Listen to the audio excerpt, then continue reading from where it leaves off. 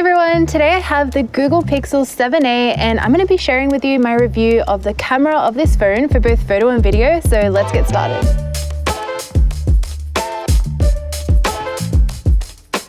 So I'm going to start off by taking photos in ultra wide. So the ultra wide lens has a field of view of 120 degrees, which is about the full frame equivalent of 14 millimeters. I'm going to be shooting today in both JPEG and RAW, and I'll share with you, of course, the unedited photos and then my edited version as well. So I've got this really cool spot here. You can see a little bit of sky. We've got some nice greenery in the foreground, and we have the buildings in the background too, plus Dan standing in the middle of the frame. So we've got lots of elements to look at in these pictures. So in today's video, Dan and I are going to be taking photos of each other, and I'm going to be doing a little bit of cityscape photography as well. The ultrawide camera produces 13 megapixel files, and I think the camera handles most lighting situations really well. In the shots of Dan, the lighting in the final images are very balanced, even though we had both dark shadows and bright sun. In the photos Dan took of me, I think the colors look nice and vibrant. The ultrawide camera has fixed focus as far as I can tell, so when taking portraits of people, they will appear sharper the further away they are in the frame compared to taking a close-up photo in ultrawide.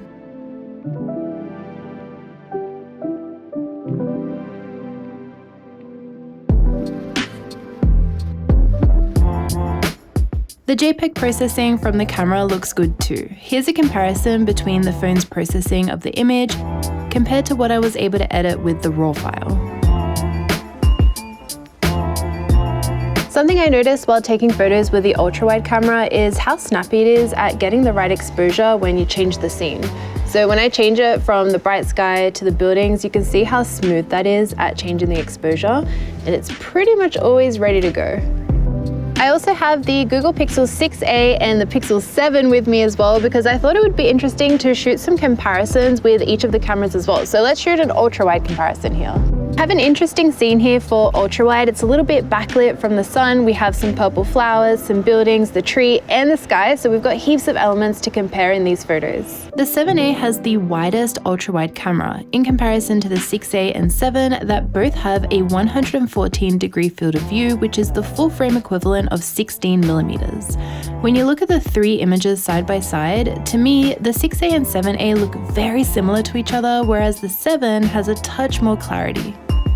So let's move on to the main camera of the Pixel. This is a 64 megapixel quad Bayer camera, which is called the wide camera. This camera uses autofocus with dual pixel phase detection, which I found was very responsive while moving around to take photos. First up, we have some portraits we took of each other in direct bright sunlight. While the colors look great in the JPEG, I feel like they are a little oversharp for my personal taste. So with these photos in particular, I prefer what the RAWs look like, as I can control how much sharpening to add in post. I'm going to get some portraits of Dan because this spot is so beautiful.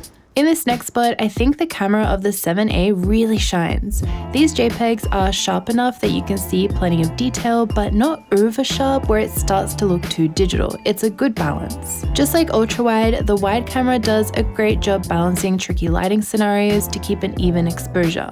I made sure to include a variety, so with Dan's photo, we have direct dappled light. In my photo, we have shade with a little bit of backlight, and in a minute, we'll have complete shade. I think the colors look slightly more vibrant than they do in real life, but they still look realistic. I also asked Dan to take a close-up portrait of me against these flowers, and in these shots, you can see how well the camera performs. You can see so much detail in this photo. They smell nice. I'm also going to get a one-time zoom comparison with all three cameras with a portrait of Dan. And we've got really beautiful lighting right here. The 7a has an 80-degree field of view compared to the 6a's 77 degrees and the 7's 82 degrees. Each of these focal lengths are very similar to each other, so in a real-world setting, you can't really tell them apart as much as you can with the ultra-wide lens. One big difference is the 7a captures a 16 megapixel image with the 64 megapixel quad Bayer sensor, compared to the 6a sensor and the 7's quad Bayer sensor, which both produce a 12 megapixel image. Let's take a look at video.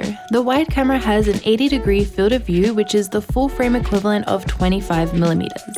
I find this is a very comfortable focal length to shoot a wide variety of photos with, from portraits to landscapes and cityscapes, and to do video with as well. When the lighting is even is when video looks the best in my opinion. You can see the footage is quite sharp and clear. However, when we have more dynamic light to work with, such as this golden hour, while it keeps the frame exposed correctly, there is quite a lot of noise in the shadows. You can see it very clearly in Dan's shirt. I think the colors are a tad too vibrant as well. Aside from that, the 7A standard video stabilization is fantastic, as all these shots are handheld and we tried to walk around while filming. So while we have this beautiful golden hour going on behind me, I'm going to test out the selfie camera. So this is the one-time selfie camera. And we also have an extra wide angle selfie camera as well, which I think is awesome. For a selfie camera, I want the camera to be as wide angle as possible because I'm usually taking selfies when I'm traveling, so I want to be able to see the landscape and the background behind me as well. I'm also going to take 2 selfies with the sun on my face because when you have the most light getting into your photo, that's where you get the sharpest, highest quality images. So we'll compare the backlight to the harsh lit photos. So next up, let's test out video in the selfie camera. So I'm going to walk around a little bit so we can see what the stabilization looks like. I'm walking on grass, so it's not the most stable surface.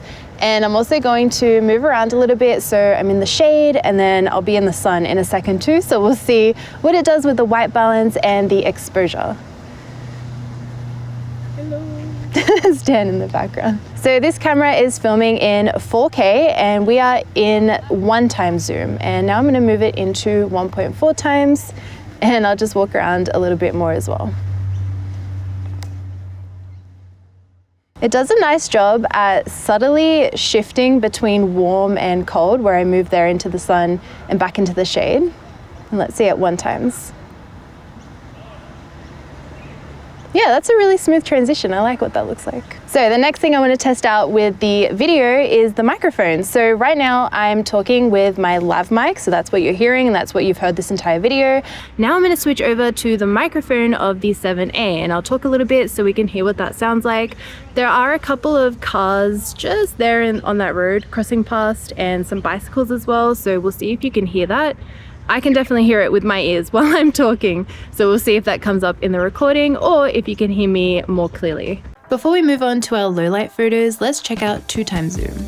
On the 7A, 2x doesn't have its own lens. Instead, it utilizes the same main wide camera, but the quad Bayer sensor design allows a high resolution image rather than a digital crop. 2x has the full frame focal length of 51mm. So the JPEGs the phone produces in 2x zoom look pretty good when you see them at a full view, but what I'm really impressed with are the RAWs. When I can control how to sharpen the image, I think you can create some beautiful photos with this phone, which is impressive considering the price point. So while it's still blue hour and we have a little bit of colors in the sky, I'm going to take some night sight shots of the landscape here. I'm going to start with the ultra wide lens and I'll get one with each of the lenses.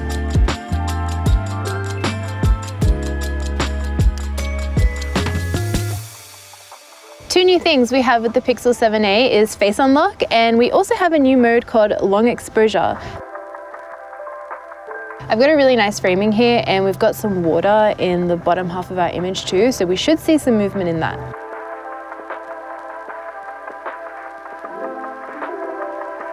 Oh, I can see like 2 stars in the frame before I even take the photo. All right, let's get lots of sky in there and we'll see what we can get.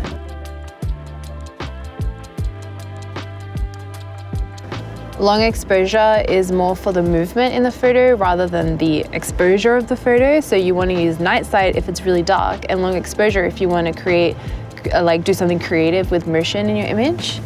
Because I find that the long exposures, now that it's pitch black, are a lot darker than night sight. So this is the night sight photo. You can see it's a lot brighter compared to the long exposure, which is darker.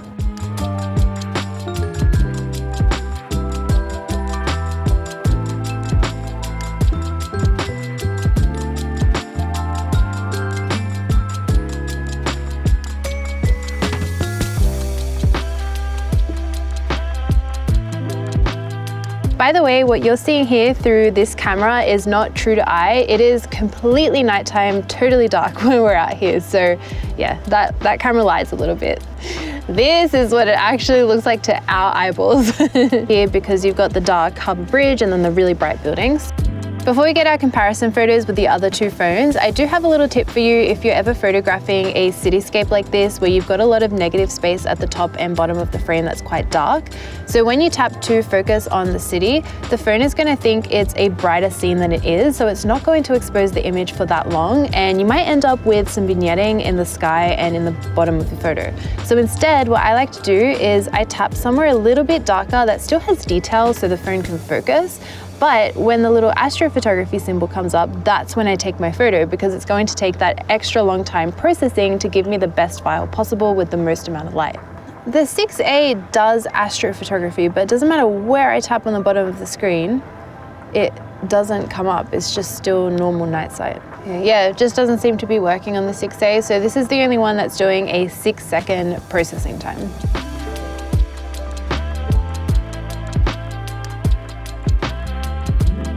That is all I have for today's review of the Pixel 7a. I really hope you enjoyed that and found today's video helpful. If you have any questions or any comments about the photos, I'd love to hear them. Let me know down in the comments. But as always, thank you so much for watching. I make new videos every single week, so I'll see you all next time. Bye.